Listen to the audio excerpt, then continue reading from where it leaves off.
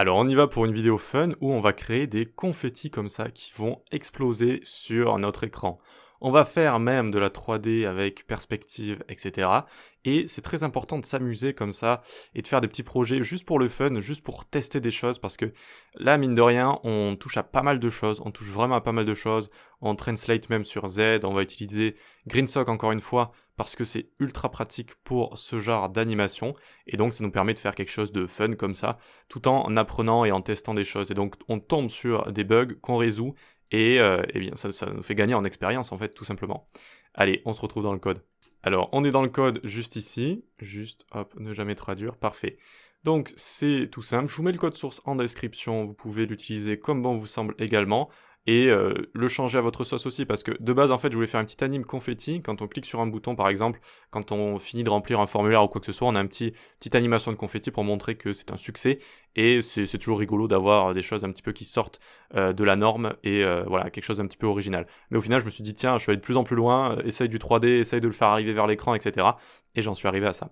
Donc app.js, index.html, style CSS, on n'a besoin de rien d'autre, car on va avoir les emojis dans un tableau, je vais vous montrer juste après. Donc dans l'HTML, il n'y a pas grand chose, juste une div container, puis, alors je grandis pour ceux qui sont sur portable, puis une div slot, slot ça veut dire emplacement en anglais, c'est là où on mettra tous nos emojis, puis un bouton avec la classe btn confetti comme ça. C'est sur ce bouton qu'on cliquera. Donc je reprends juste j'avais mis cet emoji de gâteau à l'intérieur de base comme ça. Très bien, donc on a tout ce qu'il faut déjà en HTML. On va cliquer sur le bouton, ça fera apparaître plein d'emojis dans la div slot juste ici, et ça les fera animer, on va les animer juste après. D'abord ils apparaissent, ensuite on les animera. Donc là on est dans notre CSS, on a un simple petit reset et overflow hidden pour que nos emojis qui vont sortir de l'écran par exemple, ça provoque pas des scroll bars sur les côtés. Ok, faites attention néanmoins avec cette propriété, elle l'utiliser avec parcimonie. Donc ensuite on vient ici faire container position absolute, tout simplement on va plus ou moins le centrer en faisant un top 40%, left 50%, transform, translate, moins 50, moins 50. Donc voilà, on va quasiment centrer et on remonte un petit peu, on le met pas à top 50 mais à juste top 40 juste ici. Donc on a notre élément qui est juste là. Ok, très bien, donc ça c'est juste le container global. Ensuite on va avoir btn confetti. Hop, je peux grandir encore un petit peu, très bien.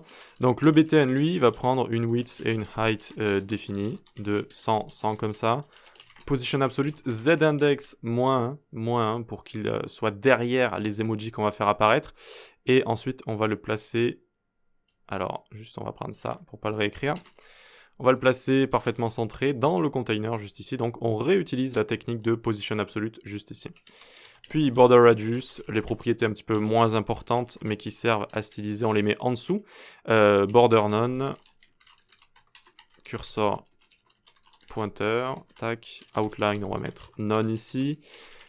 On va mettre une transition sur... Alors j'avais mis transform, une transition, mais ça j'avais fait des petits tests de base, donc il n'y en a pas besoin finalement. Par contre, ce qu'il y a besoin, c'est un box shadow. 0 sur X, 7 pixels sur Y, 0 de flou. Donc 0 de flou. Hein. Et puis ici, je mets 160, 160, 160. Donc regardez, ça nous donne une sorte de petit sous-bouton ici, là. Et ça nous donne un effet 3D sans 3D. Et donc on va pouvoir l'animer très facilement, juste en CSS, hein, ça va se faire avec Active, Margin Top, on va mettre 7 pixels. Et le Box Shadow, on peut copier ça au lieu de le recopier à la main parce que c'est long. Oups, alors tac, et on lui enlève absolument tout. Voilà. Voilà, donc on a l'impression d'appuyer sur le bouton, mais en fait, c'est juste la partie haute qui descend et le Box Shadow qui disparaît comme ça. Voilà. Très bien, donc ça c'est juste pour la petite animation de bouton. Tac, on peut descendre en dessous, on a quasiment terminé. On va avoir donc le slot, après l'emplacement, on le veut en position relative, donc pour que tous les petits emojis confetti, eh bien, ils soient relatifs à ça. Et puis perspective 1000 pixels, ça c'est très important. Dès que vous utilisez la perspective en CSS, il faut mettre cette profondeur sur le parent. Ok, profondeur sur le parent, dès qu'on a envie d'utiliser de la perspective, donc jouer avec l'axe Z de manière générale avec ses enfants. Et donc ces enfants, ce seront des divs. Et donc nos slots ici vont prendre 35 sur 35. Hop, donc on n'est pas obligé de faire des emojis, on peut mettre juste des couleurs si on veut faire des confettis de base, mais je trouvais que les emojis c'était assez fun après avoir testé. Donc 50% juste ici, position absolute, et on va pas s'embêter encore une fois à le répéter. Donc on peut le prendre juste là. Et donc ce sera parfaitement centré dans slot, donc parfaitement centré en fait sous le bouton au milieu. Donc voilà, complètement au milieu. Très bien. Et je vais utiliser user select none pour qu'on ne puisse pas sélectionner les emojis. On ne sait jamais si on en sélectionne un sans faire exprès puis qu'il arrive vers l'écran avec la couleur bleue sélectionnée. C'est pas top. Donc je mets user select none et on peut pas les sélectionner comme ça. Très bien, c'est très bien tout ça, mais j'ai l'impression que mon gâteau ici il est un peu trop petit. J'avais mis un font size je crois ici. Donc font size ça gère la taille de l'écriture et les emojis sont comptés comme des écritures. Donc vous voyez que là j'ai réussi à agrandir comme ça mon cake. Très bien, je pense que tout est bon. En CSS tout est bon, on peut commencer à partir en JavaScript ici. Alors on va avoir besoin de 3 choses ici. Container slot, donc c'est notre slot, document.querySelector, et donc on peut prendre slot directement ici. Ensuite on va faire maj alt flèche du bas. Alors j'ai dit maj alt flèche du bas. Toujours pas. C'est bon, ça me sert à dupliquer tout ça. Là, je prends btn confetti. Et ici, ça va être btn confetti. Alors, désolé, c'est un petit peu zoomé pour que vous puissiez mieux y voir, mais du coup, ça rend pas super bien. Et ici, on va faire const emoji est égal. Et là, j'ai simplement pris des emojis sur le web, sur le premier site que j'ai trouvé. Donc, je vais pouvoir les recopier ici. Hop, hop. Et vous voyez, donc dans le tableau, j'ai réussi à mettre des emojis qui sont comptés comme des chaînes de caractères, hein, tout simplement. Donc vous voyez, on a 3 choses. Container slot, btn confetti et mes emojis ici. Très bien. Maintenant, je vais faire btn confetti, .addEventListener. Quand je clique dessus, j'envoie une fonction que j'ai appelée fiesta, comme ça. Ensuite, la fonction fiesta, elle est juste en dessous. Hop. Et donc ici, qu'est-ce qu'on va faire? On va faire un for let i égale 0, tout simplement. Et donc là, c'est le nombre d'emojis qu'on veut. Donc i inférieur à 50 et plus plus. Ok? Donc j'ai envie d'avoir 50 emojis juste ici. Const confetti est égal document.createElement. On crée un élément, lequel div. Ensuite, on fait confetti.innerText est égal. Et là, on veut un emoji au hasard parmi la liste qu'on a créée juste au-dessus. Donc on fait mat.floor de mat.random fois emoji.length. Très bien. Et donc là, ça va nous trouver un emoji au hasard parmi les emojis qu'on a. Et puis ensuite, on le rajoute à notre slot avec appendChild confetti comme ça. Ok? Donc emoji.length ici, c'est la longueur de notre tableau. Et puis on va à chaque fois avoir un emoji au hasard grâce à cette petite manipulation de notre tableau. Ok, donc une fois qu'on a créé tout ça et qu'on a rajouté comme ça donc nos éléments, si je sors ça et que, hop, hop, je rentre dedans, je montre le slot, ici je clique, tac, on voit que des choses sont apparues à l'intérieur, et oui, regardez, j'ai plein d'emojis qui sont à l'intérieur, comme ça. Ok? Très bien, mais maintenant il va falloir que je les anime, donc une fois que j'ai fait tout ça, j'appelle une autre fonction que je vais appeler animateConfetti. J'aurais pu tout écrire dans la même fonction, mais on essaye de séparer les actions, comme ça fait des fonctions qui sont plus facilement lisibles et qui ont juste une chose en fait. Elles font juste une chose et ensuite elles appellent une autre fonction qui sont voilà, des fonctions utilitaires assez courtes et efficaces au lieu de tout mélanger ensemble. Donc fonction animate confetti. Et là on se crée notre const tl confetti, donc notre timeline. Donc j'utilise GreenSock, hein, c'est intégré juste là. Encore une fois, vous avez le code source en description hein, si vous voulez tout reprendre. Et donc, une timeline, c'est un endroit où on met des animations. Donc là, une animation tout. Donc tout, qu'est-ce que j'ai envie d'animer d'abord? Premier paramètre, slot div. D'accord? Donc toutes mes slots div, qu'est-ce que je vais faire? Je vais les bouger sur Y et je vais mettre une fonction random de moins 100 à 100. Donc sur Y, ça va bouger de moins 100 à 100. Et j'ai envie également de bouger sur X. Et je vais mettre moins 100 à 100 également. Et sur Z, je vais mettre 0 à 1000.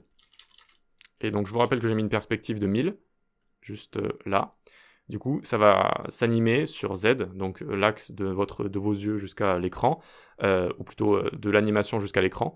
Eh bien, ça va bouger de 0 à 1000 pixels. Donc, ça peut aller autant à 1 pixel, c'est-à-dire ça va quasiment pas se rapprocher de l'écran, autant ça peut aller jusqu'à 999 1000 pixels et complètement prendre tout l'écran comme ça. Donc, ça donne un effet assez cool, ça vient comme ça vers vous, du bouton jusqu'à l'écran. Il faut imaginer qu'il y a une profondeur de 1000 pixels. Et puis, on va les faire tourner aussi parce que c'est fun. Donc on va mettre random ici, moins 90, 90, tac. Et tout ça va durer 1 seconde. Ok? Très bien, donc voyons voir, je clique, hop, et voilà, c'est bon, ça les anime directement. Bon alors après, là, si je clique, si j'arrive à cliquer sur ça, ça va en recréer à chaque fois vu que je ne les fais pas disparaître. Donc on va les faire disparaître, mais pour l'instant, vous voyez que ça fonctionne. Ça vient vers l'écran, ça tourne, ça va sur X, sur Y, et de manière tout ça aléatoire, ce qui donne un effet plutôt cool. Voilà, avec la petite fonction random juste là. Très bien, et puis on continue donc, on a envie de les faire disparaître, donc juste après, .slot div auto-alpha, donc à la fois opacity et visibility, 0, duration 0,3, et ça va démarrer à moins est égal 0,2 comme ça. Et donc regardez, hop, et ça disparaît, hop, et ça disparaît. Parfait, mais ça disparaît pas du DOM. Et nous, on n'a pas envie de remplir le DOM avec des milliers et des milliers d'emojis comme ça, et donc de confettis sur un vrai site. On n'a pas envie de faire ça. Donc on va faire après, add, on rajoute une fonction fléchée, conteneur, donc une fonction fléchée qui va se faire rappeler à ce moment-là.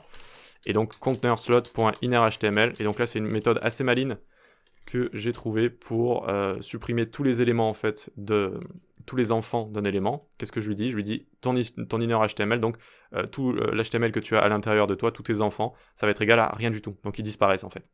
Donc regardez maintenant, si on réouvre tout ça, je clique, ça se rajoute ici, et ça disparaît. Ça se rajoute, et ça disparaît. Hop, ça se rajoute, et ça disparaît, vous avez compris très bien. Et donc ici, ben, c'est parfait, du coup on a notre animation, c'est bon, elle fonctionne directement, et c'est efficace comme ça. Dernière chose, si je spam clic comme ça, parfois ça peut donner quelque chose de bizarre, parce que ça va lancer plusieurs animations d'un coup. Donc pour ce faire, on utilise une fonction isTwinning. Est-ce que tu es en train de t'animer? Et on return true ou false, gsap.isTwinning.slotDiv. Donc ça renvoie true si c'est en train d'être animé, et false si ce n'est pas animé. Ok, donc une fois qu'on a tout ça, on retourne dans Fiesta juste ici, et on dit if isTwinning est true, alors return, tu sors de cette fonction, tu ne fais rien du tout, tu n'animes rien du tout. Et comme ça, même si on spam click, vu que c'est en train de twin, vu que c'est en train de s'animer, on ressortira directement de la fonction. Et donc comme ça, bien, on peut juste relancer la fonction une fois que l'animation est terminée. Vous voyez, hop, hop, ça l'envoie un petit peu partout, c'est assez sympa. Donc voilà, prenez le code source, amusez-vous avec toutes les valeurs et amusez-vous à créer des choses comme ça, soyez créatifs, regardez des choses sur CodePen, Dribble, etc. un petit peu partout, essayez de refaire, essayez d'assembler, etc. C'est vachement fun et c'est vachement efficace pour gagner en expérience. Allez, moi je vais manger, venez sur Discord, newsletter, mes cours et on se dit à la prochaine, ciao.